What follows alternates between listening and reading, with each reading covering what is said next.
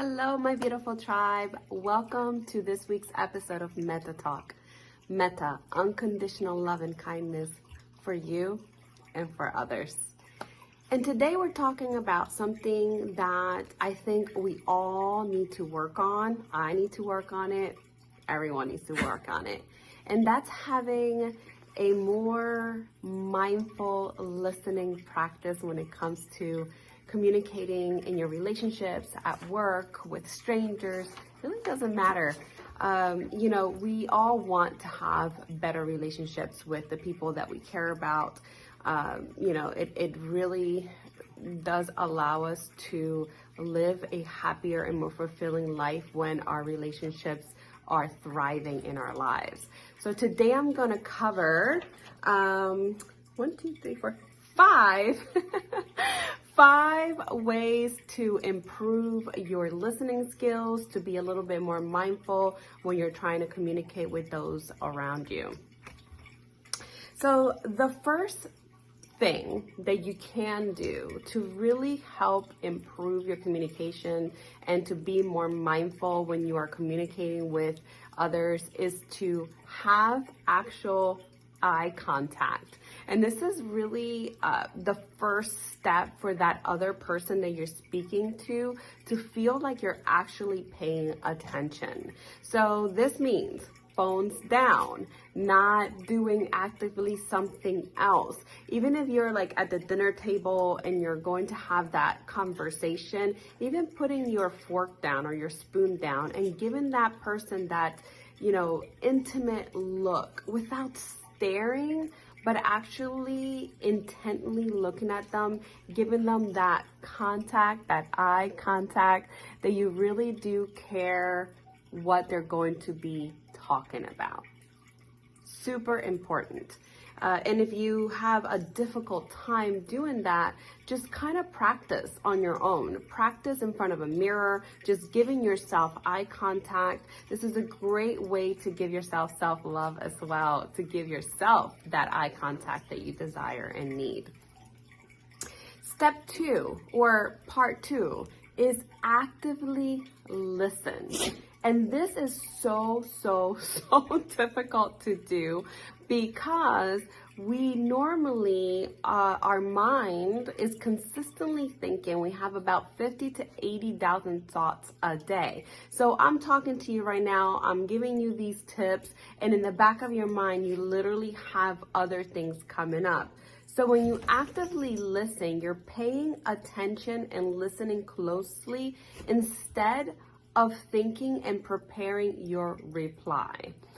We also do this because normally when we're having conversations with people, even if it's, especially if it's a difficult conversation, we are getting ready to be in the defensive state instead of defenselessness. Okay, what does that mean? We are getting ready to prove our point and not really listening as to what they're communicating.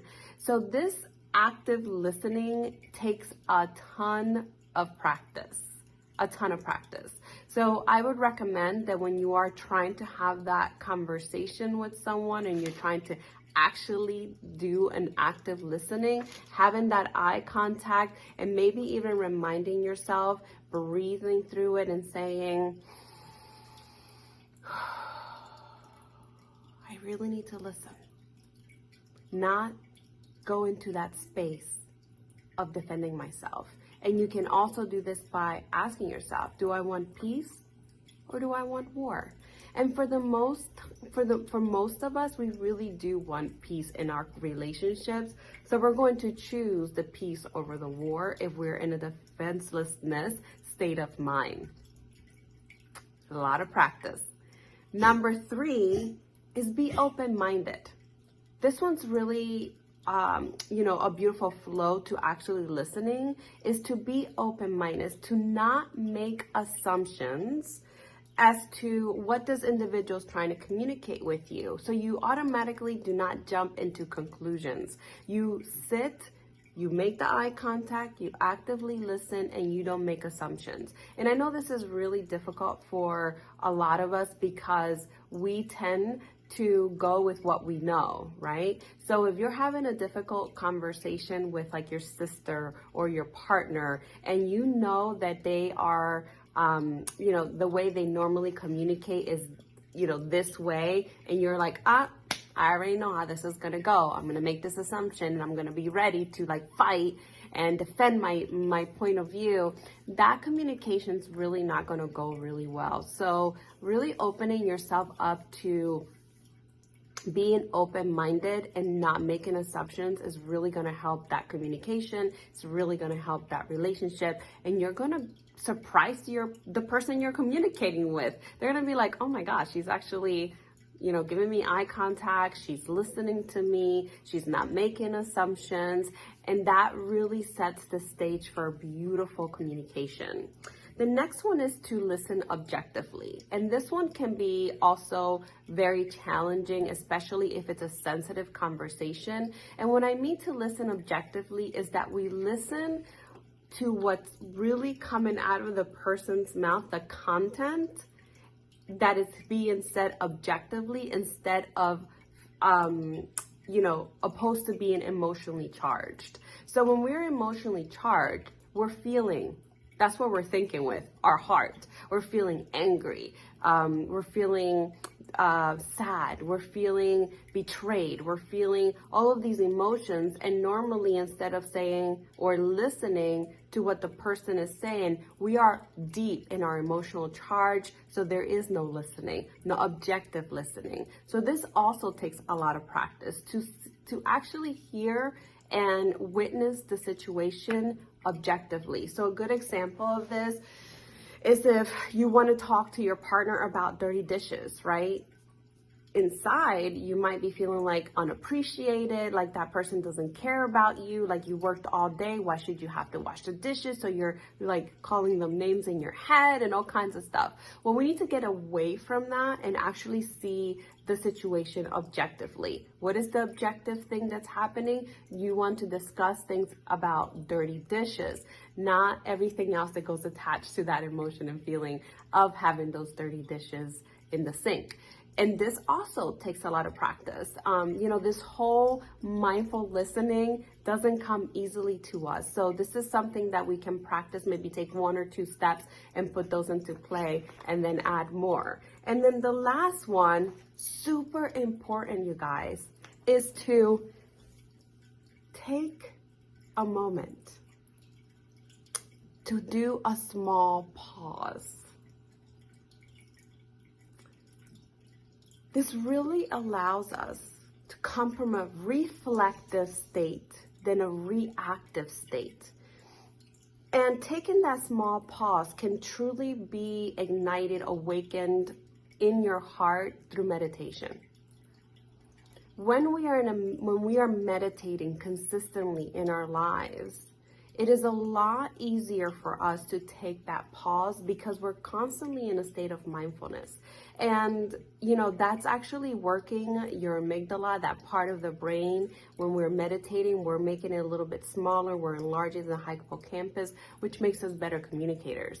So if we just take that pause to maybe go from that state of emotional charge to seeing things objectively, kind of going back to the previous step, you can actually reply from a space where you're not emotionally charged and you're listening to the situation that's happening, okay? This process really can help open, fluid communication with your partners, maybe communicate something that's really difficult, and maybe you can even practice this communication technique with yourself. Are you being a good listener to what you're needing in your life? So let's kind of revisit these steps to summarize. So this is how to become a mindful listener, a better listener in your life. Living your life at the highest vibration possible, right? Number 1, keep eye contact. Number 2, actively listen. So do not start thinking about what you're going to reply before that person stops talking. Be open-minded. Don't make assumptions. Don't jump into conclusions. actually listen. Listen objectively, removing the emotional charge and listening to what the person is actually saying. And the last one is to take a small pause before speaking or replying to that conversation. And yeah, so I hope this is really helpful for you. I know that it's not easy, but this is a fantastic way to begin an effective communication style with the people that you care about. If you want to spend some time with me going through these or asking specific questions, please feel free to call me, email me, go to my website at openlotusmeditation.com and contact me through there. There's lots and lots of ways to get some time with me. These are free 30-minute consultations. And yeah, I'm here for you whenever you need me. And I am sending you so much love, so much light, and I hope this quick lesson will help you now and in the near future. Namaste.